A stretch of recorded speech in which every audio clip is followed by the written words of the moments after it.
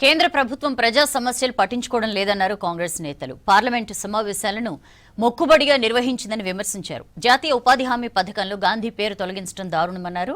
పంచాయతీ ఎన్నికల్లో బీఆర్ఎస్ చిత్తుగా ఓడిపోయిన కేటీఆర్ తీరు మారలేదన్నారు కాంగ్రెస్ నేతలు.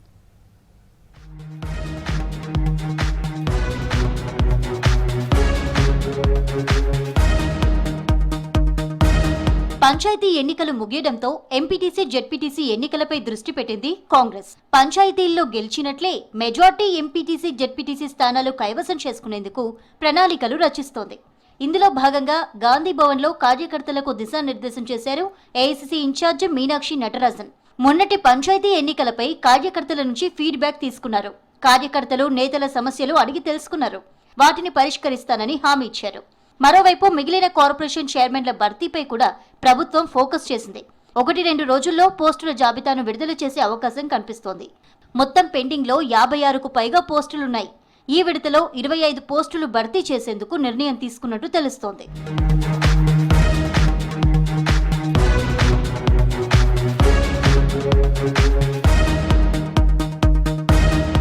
కేంద్ర ప్రభుత్వం తీరుకు వ్యతిరేకంగా నిరసనలకు పిలుపునిచ్చారు పీసీసీ చీఫ్ మహేష్ కుమార్ గౌడ్.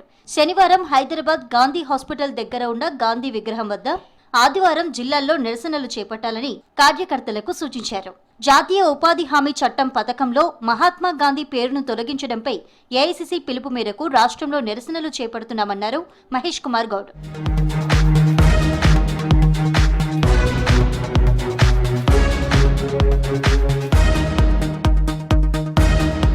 పేదల కడుపు కొట్టేందుకే వీబీజీ రామ్జీ పథకాన్ని తీసుకువచ్చారన్నారు కాంగ్రెస్ ఎంపీ మల్లు రవి.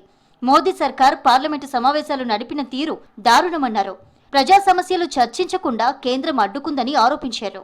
పార్లమెంటులో ఈ లెజిస్లేటివ్ బిజినెస్ ముఖ్యంగా ఇక్కడ Viksit Bharat guarantee for Rozgar and Ajeevika mission guarantee bill అని, అంటే మనరేగా 100 రోజులు గ్యారంటీ పని పేదవాళ్ళకి ఇచ్చేదాన్ని పేరు మార్చి ఇంతకుముందు 100% కూలిస్తుంటే కేంద్ర ప్రభుత్వం ఇప్పుడు 60% మాత్రమే ఇచ్చేటట్టు, మిగిలిన 40% రాష్ట్రం ఇచ్చేటట్టు.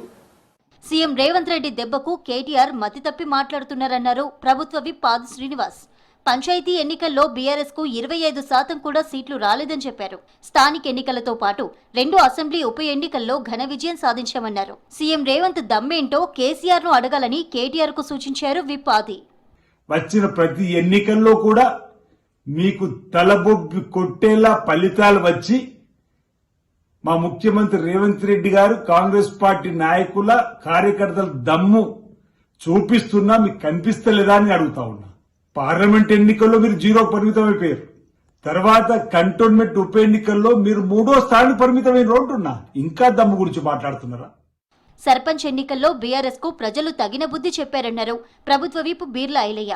ఎన్నికల్లో చిత్తుగా ఓడిపోయిన విజయోత్సవాలు, ఆత్మీయ సమ్మేళనాల పేరుతో కేటీఆర్ హడావిడి చేస్తున్నారని విమర్శించారు. ఓడిపోయిన సర్పంచ్ అభ్యర్థుల కోసం కేటీఆర్ ఓదార్పు యాత్రలు చేస్తున్నారని సెటైర్ వేశారు. గెలిచినంత మాత్రం ఆయనే ఎమ్మెల్యేనట. ఒక ఎమ్మెల్యేగా ప్రభుత్వం 10 సంవత్సరాలు చేసి తెలంగాణ ప్రజలకు ఏం సంకేతం ఇస్తున్నారు? 10 ఏళ్ళు దోచుకుంది బిల్లారంగడు, పంపకాల్లో తేడొచ్చు, రోజు కొట్టుకుంటున్నారు. ఎమ్మెల్సీ కవితక్కను బయటకు పంపితే ఆమె రోజు ఎత్తి 7 దోషుల మన్ను వస్తుంది మీ పార్టీ మీద. రామన్న నువ్వు ఆగమైతే జాగ్రత్త అని ఆమె అంటుంది. మీ పార్టీ సక్కలేదు, మీ ఇల్లు సక్కలేదు. రాష్ట్ర ప్రభుత్వం కీలక నిర్ణయం తీసుకుంది. పీఏసీఎస్ పాలక వర్గాలను రద్దు చేసింది. పీఏసీఎస్ చైర్మన్లు, డైరెక్టర్లను తొలగిస్తూ ఉత్తర్వులు జారీ చేసింది.